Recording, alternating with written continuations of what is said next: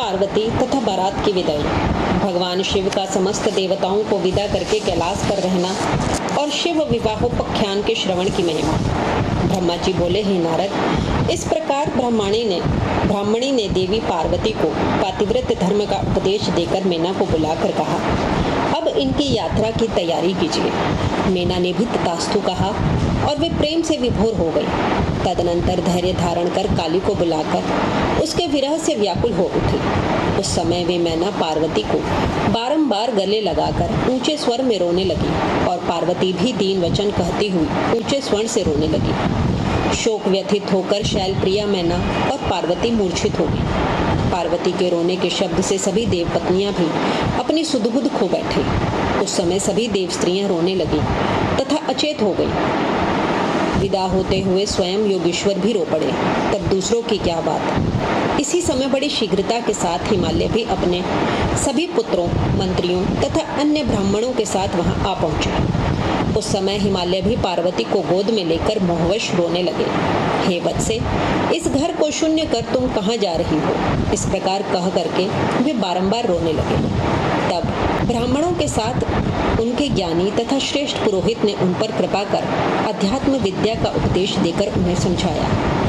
महामाया पार्वती ने विदाई के समय माता पिता तथा गुरुजनों को भक्ति पूर्वक प्रणाम किया और वे लोकाचार वश जोर जोर से रोने लगी।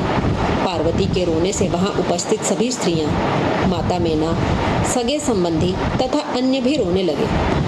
इस प्रकार पार्वती की माता, सगे संबंधी तथा अन्य स्त्रियां, भाई, पिता तथा सखियां अत्यंत प्रेमवश बार बार रोते रहे। उस समय ब्राह्मणों ने आकर सबको आदर पूर्वक समझाया और कहा कि यात्रा के लिए सुखदायी लग्न वेला आ गई है। तब हिमालय ने मेना को धीरज बंधाया और स्वयं विवेक युक्त होकर पार्वती के चढ़ने के लिए शिवी का मंगवाया।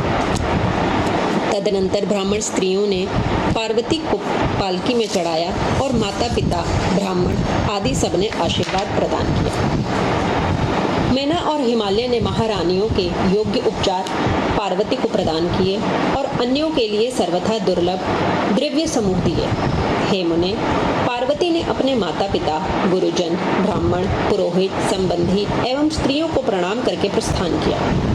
परम बुद्धिमान हिमालय भी अपने पुत्रों के साथ प्रेम से विभोर होकर पालकी के साथ चले और वहां पहुंचे जहां सभी देवता ठहरे हुए थे। तत्पश्चात सभी लोगों ने भक्ति से सदाशिव को प्रणाम किया और प्रशंसा करते हुए अपने नगर को चले आए।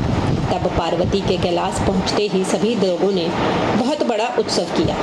शिव जी ने पार्वती के साथ अपने स्थान पर पहुंचकर कहा, हे देवेशी, मैं तुम्हें पूर्व जन्म का स्मरण करा रहा हूँ और यदि तुम अपनी लीला से उसे स्मरण करती हो तो बताओ, तुम तो आज से नहीं जन्म जन्मांतर से मेरी प्राण प्रिया हो।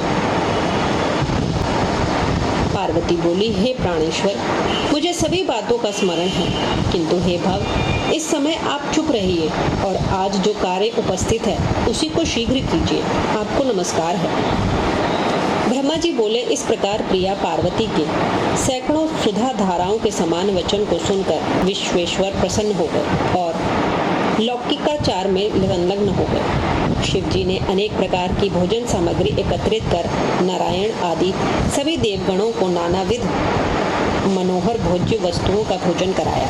उन्होंने अपने विवाह में आए हुए सभी लोगों को यथा योग्य विधिवत उत्तम रस से संपन्न भोजन कराया। तब भोजन करके नाना रत्नों से विभूषित सभी देवताओं ने अपनी स्त्रियों तथा गणों के साथ चंद्रशेखर को प्रणाम किया। तदनंतर उन्होंने प्रिय वचनों द्वारा प्रसन्नता पूर्वक शिवजी की स्तुति करते हुए उनकी परिक्रमा की तथा विवाह की प्रशंसा करते हुए वे सभी अपने अपने स्थानों को चले गए। हे मुने, शिवजी ने मुझे तथा विष्णु जी को उसी प्रकार प्रणाम किया जैसे लोकाचार से विष्णु जी कश्यप को प्रणाम करते हैं। मैंने उन्हें गले लगाकर उनको आशीर्वाद दिया। फिर शंकर को परब्रह्म जानकर उनके आगे खड़े होकर मैंने उनकी स्तुति की। इसके पश्चात मैं तथा विष्णु, शिवा एवं शिवजी को हाथ जोड़कर प्रणाम विवाह की प्रशंसा करते हुए अपने अपने स्थानों को चले गए। इधर शिवजी भी पार्वती के साथ आनंद विहार करते हुए अपने निवास भूत कैलाश में रहने लगे और उनके सभी गण आनंद पूर्वक प्रेम से शिवा शिव की आराधना करने लगे। हे तात, इस प्रकार मैंने शिवा एवं शिव के विवाह का आपसे वर्णन किया। यह विवाह परम मंगलदायक, शोकनाशक, आनंददायक तथा धन एवं आयु की वृद्धि करने वाला है। जो पवित्र होकर शिवजी में मन लगाकर नित्य इस विवाह चरित्र को नियम पूर्वक सुनता है अथवा दूसरों को सुनाता है, वह अवश्य ही शिवलोक को प्राप्त कर लेता है। मेरा कहा हुआ यह आख्यान अद्भुत, मंगल का धाम, सभी विघ्नों का नाश करने वाला, समस्त व्याधियों को दूर करने वाला, यश देने वाला, स्वर्ग देने वाला, आयु प्रदान करने वाला, पुत्र पौत्रों को बढ़ाने वाला, सभी कामनाओं को सिद्ध करने वाला, भोग और मोक्ष देने वाला, अपमृत्यु को दूर करने वाला, महाशांति प्रदान करने वाला, कल्याणकारक, समस्त दुस्वप्नों को शांत करने वाला और बुद्धि ज्ञान आदि की वृद्धि करने वाला है।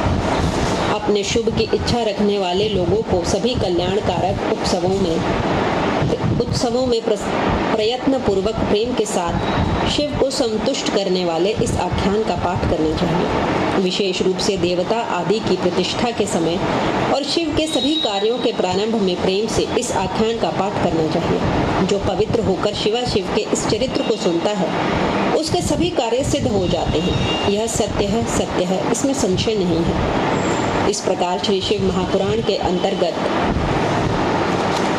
ब्रह्मा नारद संवाद के अंतर्गत द्वितीय रुद्र संहिता के तृतीय पार्वती खंड में शिव कैलाश गमन वर्णन नामक 55वां अध्याय पूर्ण हुआ।